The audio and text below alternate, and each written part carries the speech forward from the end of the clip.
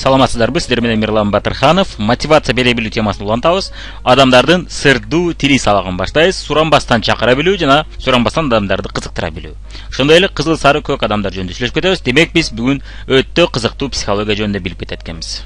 Бул сабактын сизге тийген пайдасы кандай? Адамдардын психологиясын жакшы түшүнүп каласыз. Адамдар сиз үчүн картадай көрүнүп, картадай даана-даана көрүнүп калат. Кимге мен айтыш керек? Адамдардын баса турган кнопкалары сизге даана-даана көрүнүп калат. Ошол себептен сиз адамдарды оңой кызыктырып, оңой мотивация берчү болуп каласыз. Жашоодо, турмушта жеңил болот. Жолдошуңуз, жубайыңыз менен жакшы маанайда болуп, жакшы мамиледе болосуз. Бул дагы эң пайдасы бизнесте гана эмес, жашоодо да бул сабактын өтө чоң пайдасы тиет экен сизге. Сиз түшүнбөгөн адам менен кантип иштесеңиз болот? Ушул суроого жооп ала аласыз. Сизге окшогон адамдар менен кантип иштесеңиз болот? Сизден күчтүү адамдар менен эмне кылсаңыз болот, жана кантип сүйлөсөңүз болот, эмне жөнүндө айтсаңыз болот аларга. Эмнеге адамдар бизге жок дейт? Эмнеге кызыктырсак, мотивация берсек да кыймылдабайт? Кимдир болбосо эмнеге бизнес баштоого кызыкпайт эч? Же кызыгып туруп жок болуп кетет. Кээ бирлер болсо эки сөз айтканда дароо кызыгат, Эмнеге ушундай? Сонун презентация өттүңүз, бирок эки адам тынбай эки жакты карап, адамдар эки жакты карап, уктап калгысы келип, саатты карап алаксып атат. Бирок сиз презентацияңызды аз эле сүйлөдүңүз дейли. Эмнеге мындай болуп турат? Кээ бир адамдарга сиз ошондой эле сапатта, ошондой эле эмоция менен, ошондой эле кызыктыруу менен 2-3 сөз айтып презентация өттүңүз. Ал адам уже эмне кылышым керек деп сурай баштады жана азыр ишти баштаганы аракет кыла баштады. Ушундай учурлар да болот. Эмнеге мындай болушун түшүнүп каласыз. Кээ бир адамдар сабакка чакырсаңыз эч келбейт, кээ бир адамдар сабакка келе берет, бирок эч нерсе кылбайт. Эмнеге ушундай? Кээ бир адамдар өтө кеч кыймылдайт, кээ бир адамдар тез кыймылдап тез өчүп калат. Эмнеге ушундай болот? Ушунун баарын бүт түшүнүп каласыз ушул сабагыбызда. Эми элестетиңиз, мына Лондон сүрөттө сиз Англияга, Лондонго бардыңыз, башка мамлекетке барып калдыңыз. Ошол мамлекетте кайсы тилде сүйлөгөнүңүз жакшы? Англис тилиндеби, сиз жакшы билген орус тилиндеби, же кыргыз тилиндеби? Андан да жакшы билген кыргыз тилинде сүйлөгөнүңүз жакшы болот. Чала англис тилинде, орус тилинде жакшы такалбай, жаңылбай, же кыргыз тилинде таптаза бир да такалбай сүйлөгөнүңүз жакшы. Эми жоопту билесиз, Орус менен орусча, Кытай менен кытайча, ал эми Англиядагы англичандар менен чала эптеп-септеп сүйлөсөк дагы англис тилинде сүйлөгөнүбүз жакшы экен, Ошондо гана ал бизди түшүнөт. Ал эми сонун орусча сүйлөсөк, ал баары бир бизди түшүнбөйт. Демек биз адамдар менен сүйлөшкөндө алардын өздөрүнүн тили менен сүйлөшүштү билишибиз керек экен. Кардарга, кандидатка өзүнүн тилинде түшүнүктүүрөөк болот экен. Чала калып сүйлөй албай сүйлөгөнүңүздө дагы анын өзүнүн тилинде сүйлөгөнүңүздө башка эффект берет экен. Демек биздин түшүнүксүз тилде эмес экен да. Ошонун өзүнүн тилинде сүйлөштү. Ушул сабакты үйрөнүп кетет экенсиз. Эми өтө маанилүү нерсе, көпчүлүк бизнестерде ийгиликтин 80% бул психологиядан болот экен. Демек бизнестин 80% бул психология.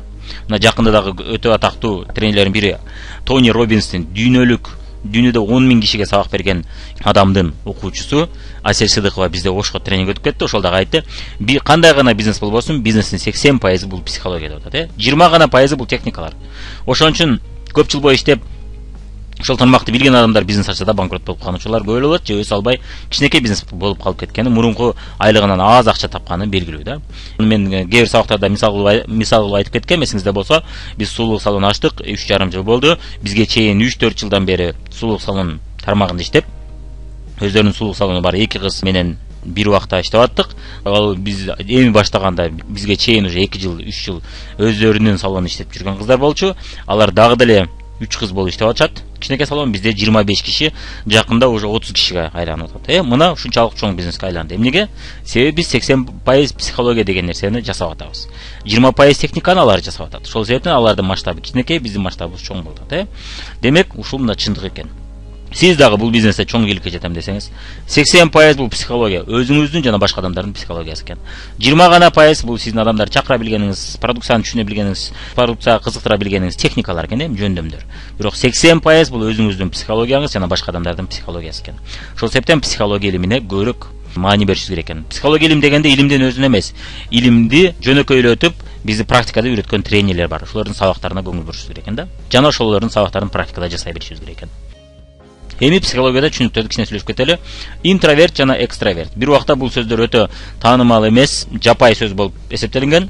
Көпчүлүк адамдар бул сөздү укканда чочкан. Азыр көп эле адамдар угуп жүрөбүз, көрүп жүрөбүз. Бул эки сөздүн маанисин түшүнгөндөр көп эле бар. Интроверт деген бул ичкериге, көп нерсе ичинде терең. Пысмык деп коет, Бизде кыргызча психологияда бул пысмык деп коюшат, Пысмык же жабык. Экстраверт, экстра, сыртка, көп нерсе ачык, сыртка, бетке айткан адамдар, ачык айткан адамдар, шарт деп коет, келер шарт, тез кылыш керек дегендер экстраверттер. Бүт нерсеси сыртында. Башындагы оюнун көпчүлүгү сыртка чыгат. Интроверт башындагы оюнун көбү сыртка чыкпайт, Ошон үчүн пысмык деп коюшат. Мына психологияда эки түшүнүк бар, ушул эки түрдүү адамдар бар, Бирок интроверт, экстраверт дегенде 100% экстраверт, 100% интроверт дегендер жок. Кайсыдыр бирөөсү басымдуулук кылат, ошол эле учурда кээ бир учурларда алар экстраверт. Бирок көпчүлүк учурда алар интроверт, мисалы үчүн. Кээ бирөө болсо тескерисинче көбүрөөк экстраверт, сыртка чыгарып турат, бирок 20-30%га ичинде жашырат. Пысмык деп койсок болот, Мына ушул эки түшүнүктү түшүнүп алдык. Ушулардын өзүнө жараша биз иштешибиз керек экен, өзүнө жараша аларга түшүндүрүшүбүз керек экен.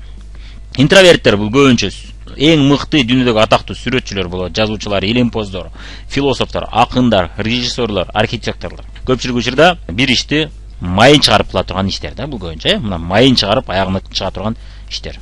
Ал эми экстраверттер булар мына алып баруучулар, актер, саясатчы, сатуучу, шоумен, ораторлор. Көпчүлүк учурда бул адамдар, демек мындай караганда, бул адамдардын көпчүлүгү алар сыртка чыгара турган, сыртта бүт көрсөтө турган, сүйлөй турган, сахнага чыга турган, көрүнүктүү жерге чыга турган адамдар экен да. Булар көбүнчө баштоочулар жана элдин астында жүргөндөр экен. Улантуучулар болсо мына аягына чыкчулар, булар интроверттер экен.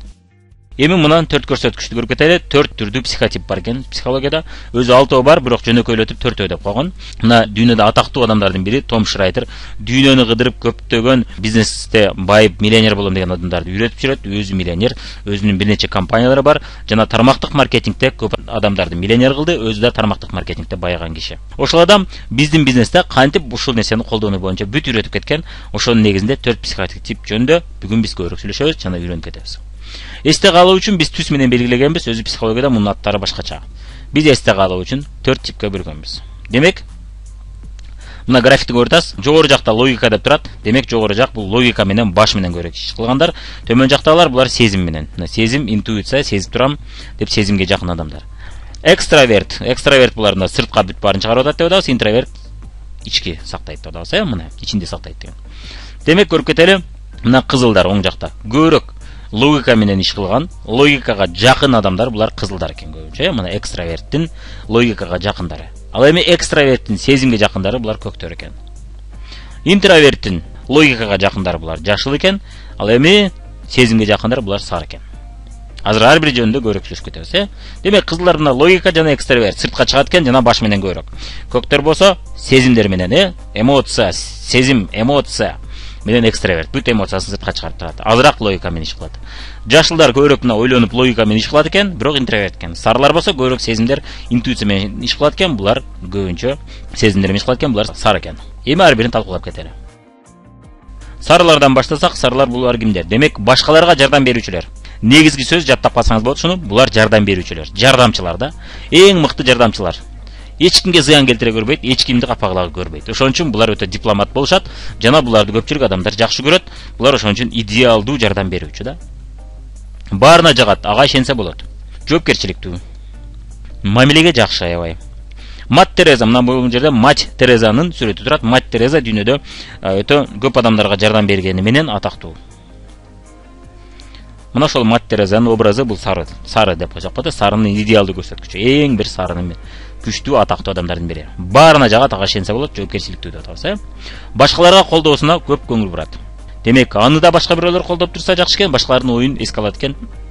Башкалардын ал жөнүндө жакшы ойлоосуна көңүл бурат экен. Анан башкалардын колдоосуна муктаж экен. Башкалардын көңүлүн көп карайт дедик. Сезимдерге көп көңүл бурат экен, көбүнчө сезимтал болушат экен да. Тез капа болуп калышы мүмкүн, бирок кайра тез жазылышы мүмкүн, жакшы сүйлөп койсок. Анан аябай кучактаганды жакшы көрүшөт. Чай пития, чай, печенька андайларды дайым үйүндө турат. Бирөө келсе сөзсүз ушундай нерселерди коюп сыйлайт. Аябай меймандос келишет жана конокту жакшы сыйлашат экен. Акча, маркетинг план, бийлик, карьера аларды көп кызыктырбайт. Алар көбүрөөк лидер экен. Кандайча лидер? Алар башка бирөөлөргө жардам берип отуруп, башка бирөөлөрдү өстүрүп отуруп, мына ошондой лидер экен да.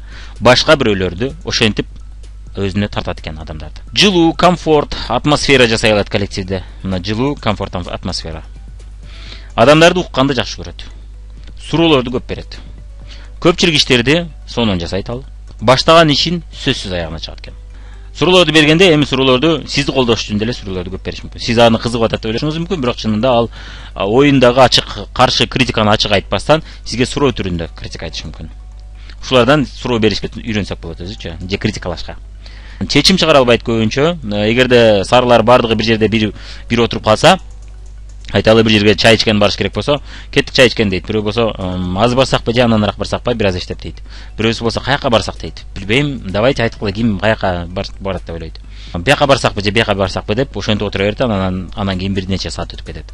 Бирөө кеттик бул жака барабыз дегенче, эгерде жалаң сарылар болсо, бири-бирине чечимин күтүп, бири-биринин сөзүн угуп отура беришет экен. Булар менен маектешүү оңой, аябай. Боорукер болушат. Өзүнүн оюн бирөөлөргө навязывать кылбайт экен, эч убакта өзүнүн ою болсо дагы бирөөгө сен ушундай дешиң керек, ушундай кылышың керек деп билип турса дагы айта албайт экен, көңүл үчүн айтпаган адамдар экен мына. Өтө компромисстүү.